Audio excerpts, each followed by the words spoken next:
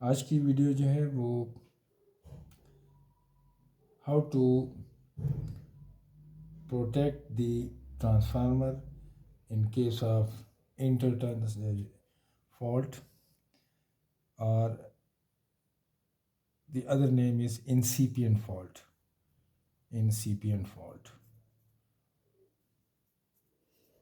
तो incipient fault protection है similarly इसमें incipient fault में जो इंटरटर्न यानी ट्रांसफार्मर वाइंडिंग जो है वाइंडिंग अगर शॉर्ट हो जाए तो इंटरटर्न फॉल्ट प्रोटेक्शन जो है इन ट्रांसफार्मर, तो इसके लिए जो है प्रोटेक्शन स्कीम जो है कौन सी यूज़ होगी। तो जनरली जो है इंटरटर्न फॉल्ट डिफरेंशियल या उससे जो है डिटेक्ट नहीं हो सकता है, क्योंकि इंटरनली जो है लेट्स सपोज अगर वाइंडिंग में कुछ टर्न शॉर्ट हो जाएं तो लोकल करंट यानी उसमें तो काफ़ी हैवी करंट फ्लो होता है इन द शॉर्टेड टर्न्स, लेकिन इसका जो इफ़ेक्ट आता है प्राइमरी साइड पे जहाँ पे सीटी कनेक्ट होती है तो वहाँ पे इसका इफ़ेक्ट वो मिनिमम होता है। तो इसकी वजह से जो स्कीम ऑलरेडी यूज़ होती है जैसे डिफरेंशियल प्रोटेक्शन है वहाँ पे फिर ये इंटरटर्न फॉल्ट डिटेक्शन मुश्किल हो जाती है। इसके लिए जो है जो स्कीम यूज़ होती है वो बुकल्स रिले है, और बुकल्स रिले जो है ये बेसिकली गैस एक्चुएटिंग रिले है। This relay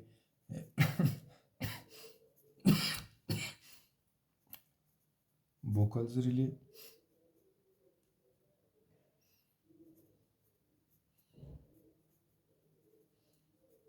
so this relay was designed in 1921 by Max Buckles,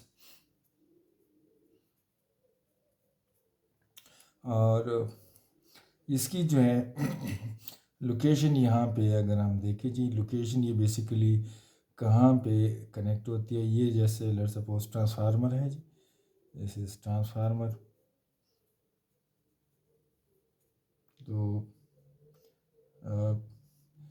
ये जो ट्रांसफार्मर है definitely this will be a power transformer which is generally connected in the grid station और some other सब stations. तो distribution transformer में generally इस relay को use नहीं किया जाता है ड्यू टू सम कंस्ट्रेंट्स, तो इस वजह से जो है ये जनरली आपको लार्जर ट्रांसफार्मर में आपको नज़र आती है। जो लोकेशन है बुकल्स रिले का, दिस इज यहाँ से आपको नज़र आ रहा है कि ये रिले जो है वो इंस्टॉल होती है। तो ये जो है कंजर्वेटर है ट्रांसफार्मर का, आप फेमिलियर है जी कंजर्वेटर से। तो कंजर्वेटर और transformer this is main tank, ये ट्रांसफार्मर का मेन ऑयल टैंक है जी, जिसमें वाइंडिंग जो है वो इंस्टॉल होती है। तो ये जो है between conservator and transformer tank ये बकल्स रिले जो है वो इंस्टॉल होती है। एंड डेफिनेटली जो है रिले जो है वो गैस एक्चुएटिंग है, यानी इसमें कोई इलेक्ट्रिकल फिनोमेना यूज़ नहीं होता है।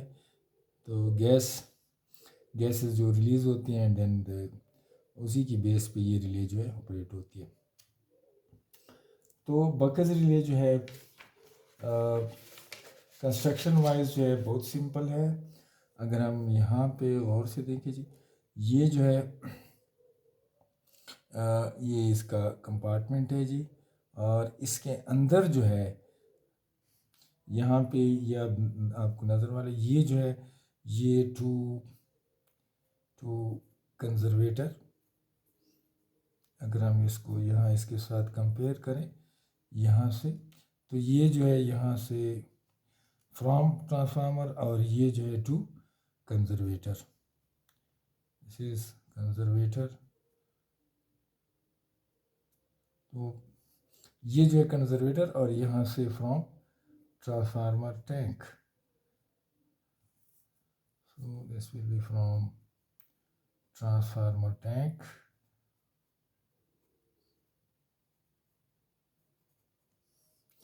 तो यहाँ पे आपको एक फ्लैप नज़र आ रहा है जी, दिस इज़ फ्लैप, ये फ्लैप है जी, दिस इज़ फ्लैप या वैन है जी। यहाँ पे ये जो है आपको नज़र आ रहा है, दिस इसका फ्लोट है जी। और इसी फ्लोट से जो है यहाँ पे ये पिवट है जिसमें ये मूव करता है, दिस द होल। सिमिलरली ये यहाँ पे इसका एक पिवट है, यहाँ पे ये मूव करता है। तो ये फ्लैप जो है ये इसी तरह मूव करता है ऐसे। यहाँ पे ये जो है ये मरकरी स्विचेस हैं। इफ़ अगर मरकरी स्विचेस यूज़ हो रहे हैं डिफरेंट, उसमें आती है कंस्ट्रक्शन वाइज डिफरेंट मैन्युफैक्चर। तो लेट्स सपोज यहाँ पे हम यूज़ कर रहे हैं जी मरकरी स्विच, यानी यहाँ पे ये जो आपको नज़र आ रहा है ये स्विच जो है मरकरी फील्ड होता है, और ये उसके अभी पोजीशंस हैं, नॉर्मल पोजीशन है जी। सिमिलरली ये भी मरकरी स्विच है, ये आपको नज़र आ रहा है। यहाँ पे ये दो जो है, यहाँ से जो सिग्नल आएगा ये ट्रिप सर्किट को जाएगा, टू ट्रिप सर्किट, यानी ये आगे ट्रिप सर्किट और फिर ब्रेकर को ट्रिप करेगा।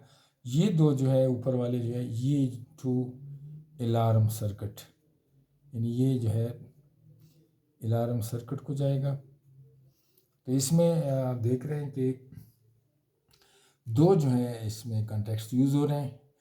अपर जो है ये अलार्म के लिए यूज़ होगा, ये लोअर जो है ये ट्रिप सर्किट के लिए होगा। अब कब जो है अलार्म आएगा और कब इसकी ट्रिपिंग होनी चाहिए ये हम देखते हैं जी। ये जो है पूरा ऑयल फील्ड है जी, ये इसका लेवल है, ठीक है जी। एंड इसके बाद ये भी फील्ड, ये पूरा जो है इसकी फ्लैप की मूवमेंट है, ये फ्लैप की मूवमेंट इस तरह आएगी। And this is the float जो है वो नीचे आएगा। फ्लोट से आप फेमिलियर हैं कि जब ये फ्लोट यानी ये लेवल नीचे आएगा तो ये फ्लोट भी नीचे आएगा, और आगे जो है जो स्विच होगा मरकरी होगा वो इन दोनों कॉन्टैक्ट्स को शॉर्ट करेगा, यानी ये मूव करता है ऐसे। तो जब यूँ जाएगा तो डेफिनेटली ये इन दोनों मरकरी ये लेवल हो जाएगा और ये द कॉन्टैक्ट्स क्लोज हो जाएंगे। अच्छा, अब इसका ऑपरेशन जो है वो जो अलार्म है और ट्रिपिंग है ये कब होता है। जैसे हमने अभी डिस्कस किया कि इंसिपिएंट फॉल्ट यानी स्लो प्रोड्यूसिंग फॉल्ट है, उसमें let suppose inter turn fault, कुछ टर्न्स शॉर्ट हो गए तो उसका जो इफ़ेक्ट आता है, चूँकि करंट सिग्नल अगर आप लेते हैं जी प्राइमरी साइड पे तो डेफिनेटली वो करंट की वैल्यू बहुत कम होती है जिसको नॉर्मल सीटीसी डिटेक्ट नहीं किया जा सकता है। लेकिन इसका जो इफ़ेक्ट है वो हीट, यानी जहाँ लेट्स सपोज कुछ टर्न्स हैं, लेट्स सपोज यहाँ पे ट्रांसफार्मर है, कुछ टर्न्स शॉर्ट हो गए, तो लेट्स सपोज इसको अगर हम यानी कुछ टर्न्स अगर शॉर्ट हो गए तो फिर ये शॉर्टिंग जो है या यहाँ पे ये जो है ये हीट के फॉर्म में, यानी जो लोकल आयनाइजेशन होगी उससे हीट प्रोड्यूस होगी, तो हीट प्रोडक्शन है। और इस हीट प्रोडक्शन से क्या होगा कि गैसेस जो है gases will produce due to decomposition of oil। अच्छा, अब अगर ये वाइंडिंग जो है ये शॉर्ट हो गई और हीट प्रोड्यूस हुआ उसके बाद गैसेस, तो इनिशियल जो है जिसको हम कहते हैं इंसिपिएंट फॉल्ट, यानी इनिशियली ये फॉल्ट इतना सीवियर नहीं होता है, तो जो गैसेस प्रोडक्शन है फॉर एग्जांपल ट्रांसफार्मर के अंदर जो है यहाँ पे, तो गैसेस जो है उसकी जो वेलोसिटी है या क्वांटिटी है वो कम होती है, तो डेफिनेटली ये गैसेस जो है वो यहाँ पे आके यहाँ पे कमुलेट होते हैं जी इस एंड पे यहाँ पे। लेकिन ये चूँकि अभी सीवियर नहीं है, तो डेफिनेटली ये गैसेस एक्यूमुलेशन जो है ये ऊपर जो है यहाँ पे ये यहाँ पे एक्यूमुलेट होती है और ये क्या करते हैं जी, ये इसको प्रेस करती हैं इस ऑयल को। तो ये जो है ऑयल नीचे जाएगा और जब ये नीचे जाएगा तो ये फ्लोर जो है ये नीचे जाएगा। फ्लोर जब नीचे जाएगा तो इसकी वजह से ये जो है पोजीशन ये उसकी लेट सपोज इस पोजीशन में आती है। इस पोजीशन में ये स्विच जो है ये मरकरी इन दोनों को ये लेवल में हो जाता है और ये आगे दोनों कॉन्टैक्ट्स को शॉर्ट कर लेता है और इससे जो है आगे अलार्म चला जाता है कि there is something wrong in the transformer. एक जो है जो अलार्म का है एक रीज़न ये हो सकता है। दूसरा रीज़न ये हो सकता है लेट्स सपोज फिज़िकली जो है ट्रांसफार्मर का ऑयल जो है वो कहीं लीक है, तो डेफिनेटली ये लेवल जो है ये अगेन फिर नीचे जाएगा और जब ये डाउन होगा तो तब भी जो है ना फ्लोट नीचे जाएगा। तो यहाँ पे जो अलार्म का वो है उसमें आपने अगर अलार्म आता है बुकज़ रिले से तो उसके लिए आपने चेक करना होगा कि क्या ये ऑयल लेवल की वजह से है, वो नज़र आ जाता है जी। और जो है यहाँ पे इसमें कोई फॉल्ट है, जो भी है रिटर्न फॉल्ट यानी सीक्वेंस फॉल्ट है, ये जब आप ऑब्ज़र्व कर लेते हैं उसके बाद फिर आप इसका रेमेडियल एक्शन लेते हैं। तो जो पहले वाला है फ्लोट का, ये जो है ये दो उससे होता है, आइदर कि फॉल्ट स्टार्ट हुआ और इनिशियली गैसेस जो है उसकी वो कम है, और दूसरा जो है इसका रीज़न ये हो सकता है कि ऑयल लेवल जो है फिज़िकली कम है, यानी जो ट्रांसफार्मर है इसका यहाँ से इसका कोई गैस किट जो है वो डैमेज है और वहाँ से लीकेज हो रही है। अब नेक्स्ट आते हैं जी कि ट्रिपिंग किस कंडीशन में होगी। अब लेट्स सपोज ये फॉल्ट जो है ये with the passage of time incipient fault को अगर आपने एड्रेस नहीं किया तो फिर ये कन्वर्ट हो जाता है सॉलिड फॉल्ट में। अब ये अगर लेट सपोज आपने इसको अटेंड नहीं किया तो definitely this will be converted और ये बहुत सीवियर हो जाएगा। जब सीवियरिटी होगी तो definitely more heat will be produce और जब हीट इंक्रीज़ होगा तो ये ऑयल जो है वो पुश होगा, हीटअप होगा, डिकम्पोजिशन होगी। डेफिनेटली यहाँ पे जो है ऑयल सर्ज यहाँ से आएगी फ्रॉम दी ट्रांसफार्मर टैंक, यहाँ से ऑयल सर्ज जाएगा टूवर्ड्स दी बुकज़ रिले और इस ऑयल सर्ज की वजह से जो है ये जो फ्लैप है ये इसी तरह मूव करेगा, यानी यहाँ से ऑयल यहाँ से जाएगा जी, इसको स्ट्राइक करेगा और ये फ्लैप मूव करेगा। जब ये मूव करेगा तो ये अप जाएगा और ये जो मरकरी है वो इन दोनों कॉन्टैक्ट्स को शॉर्ट कर देगी and definitely this oil will go to the conservator. तो यहाँ पे जो है यानी अगर फॉल्ट जो है वो सीवियर हुआ तो डेफिनेटली ट्रिपिंग हो जाएगी। तो ट्रिपिंग के बाद आपने ट्रांसफार्मर को दोबारा री एनर्जाइज नहीं करना है जब तक कि आप इसका फॉल्ट जो है वो आप क्लियर नहीं करेंगे, तब तक जो है उसको आपने बंद रखना है। अच्छा, अब यहाँ पे जो बकज़ रिले का है इसका भी जो है बहुत इंटरेस्टिंग वो है कि रिले तो ऑपरेट हो गई, अब इसमें जो है जो गैसेस एक्यूमुलेट हुए हैं उन गैसेस की एनालिसिस से आप देख सकते हैं कि फॉल्ट किस उसमें है, कि आइदर कोर में फॉल्ट है या इंटरटर्न फॉल्ट है, इंसुलेशन डैमेज है या वाइंडिंग और कोर का वो है।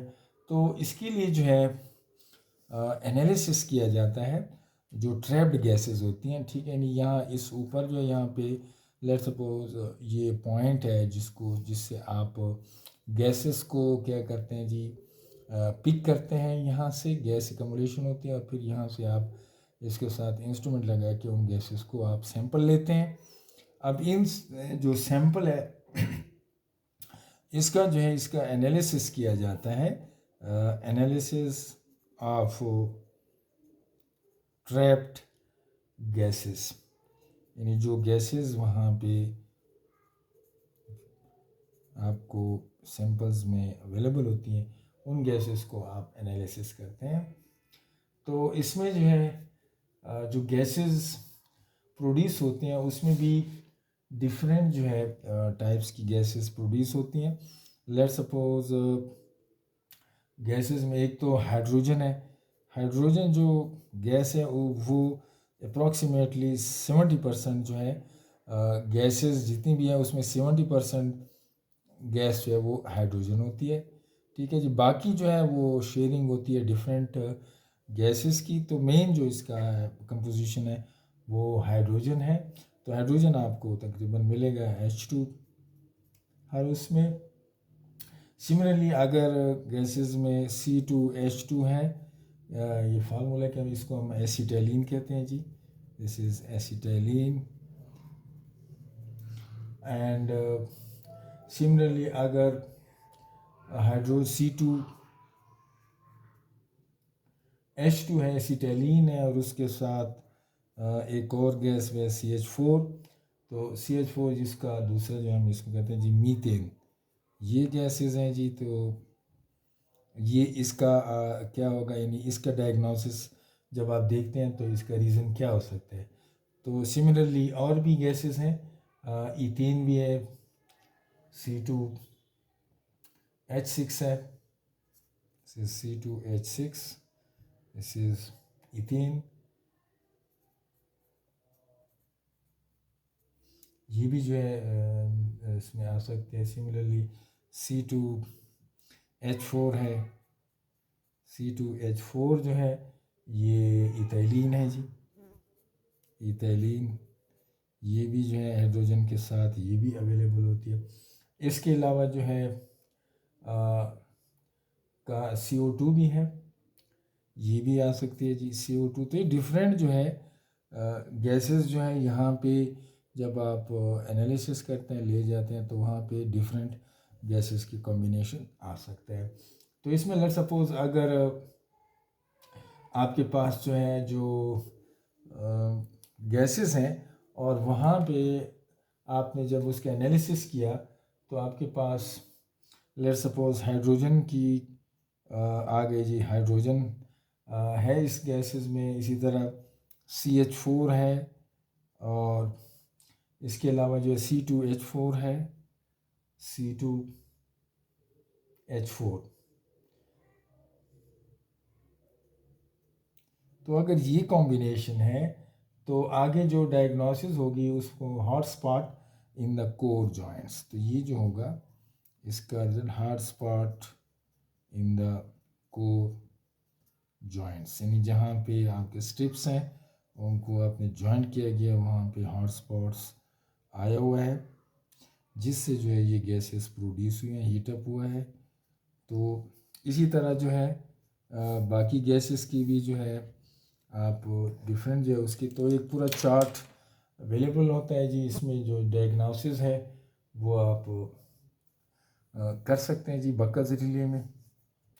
तो जो ये जो है जनरली आपको आजकल जो है जो न्यू उसमें कुछ स्मार्ट बकस रिले भी आ रही हैं, जिसमें वहीं पे जो है जो आपकी गैसेस हैं, क्या गैसेस रिलीज़ हो रही हैं, टेम्परेचर है, मॉनिटरिंग हो रही है थ्रू स्मार्ट। तो सेंसर यूज़ होते हैं, PTC सेंसर यूज़ होते हैं, जिसमें ऑयल टेम्परेचर भी वहीं पे आपको शो होता है, क्वांटिटी ऑफ ऑयल है, लेवल है वगैरह, तो वो भी जो है इसमें अवेलेबल होता है। तो ये जी बकस रिले जो है इसका आपने देखा जी ऑपरेशन है, आगे ट्रिपिंग है, फिर ये गैस जो ट्रैप्ड गैसेस है उनका एनालिसिस है, और उन एनालिसिस की बेस पे फिर आप जो है जो फॉल्ट है उसको आप क्लेरिफाई करते हैं, और जब क्लियर हो जाते हैं देन आप दोबारा एनर्जाइज करते हैं। तो उम्मीद है कि आपको ये बकस रिले के बारे में थोड़ा सा आइडिया आया होगा। तो इंशाल्लाह नेक्स्ट वीडियो में हम देखते हैं कुछ डिज़ाइन जो है, design of differential protection scheme, वो हम डिस्कस करेंगे। तो तब तक के लिए जी अल्लाह हाफिज़।